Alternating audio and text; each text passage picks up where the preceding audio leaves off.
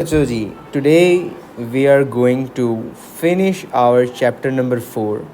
जैसा कि आप देख सकते हैं कि मेटल्स जो हमारे चैप्टर नंबर 4 का लास्ट टॉपिक है, आज हम उसको करेंगे और उसके बाद चैप्टर नंबर 4 कंप्लीट हो जाएगा। ठीक है, तो लास्ट टॉपिक है मेटल्स, और मेटल्स आपको पता है बहुत ही आसान होता है। ठीक है, तो मेटल्स पीरियोडिक टेबल में कहाँ पे होते हैं, पहले तो मैं आपको ये बता दूँ। पीरियोडिक टेबल के अंदर जो ग्रुप नंबर 1 है वो मेटल्स का है, ग्रुप नंबर 2 है वो मेटल्स का है, और जो ग्रुप नंबर 1 है मेटल्स का उसको हम बोलते हैं एल्कली मेटल्स, और जो ग्रुप नंबर 2 है उनको हम बोलते हैं एल्कलाइन अर्थ मेटल्स। और इसके अलावा जो हमारे पास बीच में ट्रांजिशन मेटल्स भी होते हैं, दूसरे मेटल्स भी होते हैं। ठीक है, तो आज जो हमारा मेन टॉपिक है वो है प्रॉपर्टीज़ ऑफ मेटल्स। तो आपको बताइए कि दे आर वेरी शाइनी। तो मेटल्स जो हैं दे आर वेरी शाइनी, और आप ये भी लिख सकते हैं मेटेलिक लस्टर, और ये भी लिख सकते क्या, metallic, they show metallic lustre. इसका मतलब यही चमक शो करते हैं। ठीक है, ओके जी। तो जो प्रॉपर्टी नंबर वो हमने डिस्कस कर ली है। Property number 2 is they are malleable and ductile. अब मेलिएबल क्या होता है?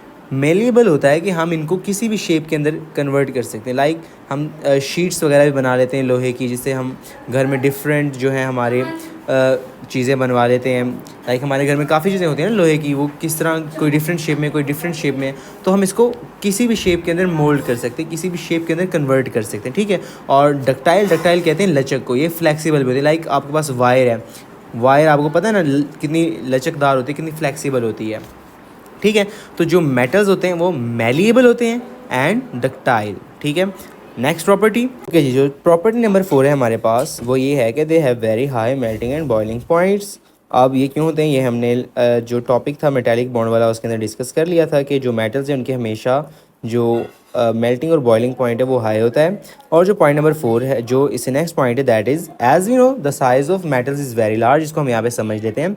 हमने पढ़ा था कि जो मेटल्स होते हैं उनका जो साइज़ होता है वो बहुत ज़्यादा बड़ा होता है, लाइक इस तरह करके यूँ बहुत ज़्यादा बड़ा होता है, जिसकी वजह से क्या होता है, जो न्यूक्लियस का जो पुल है ना, और ये वैलेंस शेल है, इसके अंदर इलेक्ट्रॉन, जो न्यूक्लियस का जो पुल है वो यहाँ तक पहुँचते पहुँचते वो बहुत कम हो जाता है, तो ये इलेक्ट्रॉन्स जो हैं वो लूज़ हो जाते हैं। ठीक है, लूज हो जाते हैं तो क्या होता है, इनके ऊपर पॉजिटिव चार्ज आ जाता है, और यहाँ पे ये एक एटम तो होता नहीं, काफ़ी ज़्यादा एटम्स होते हैं, तो वो नेगेटिव नेगेटिव इकट्ठे हो जाते हैं एक साथ, और पॉजिटिव यहाँ पे ये न्यूक्लियस जो हमारा होता है इसके ऊपर पॉजिटिव चार्ज आता है, तो पॉजिटिव चार्जेस होते हैं एक किस्म के। ये जब इससे इलेक्ट्रॉन निकल गया तो इस पर पॉजिटिव चार्ज आएगा ना, तो जो इलेक्ट्रॉन जो बाहर निकला है वो, मैंने लास्ट टाइम में जो मेटालिक बॉन्ड था उसमें डिस्कस किया था इसको। तो ये लेट्स सपोज हमारे पास ये एटम है जिससे निकला है, और ये इलेक्ट्रॉन्स जो यहाँ खाली स्पेसेस में आ जाते हैं। ठीक है, तो क्या होता है, ये सी ऑफ इलेक्ट्रॉन्स बन जाता है।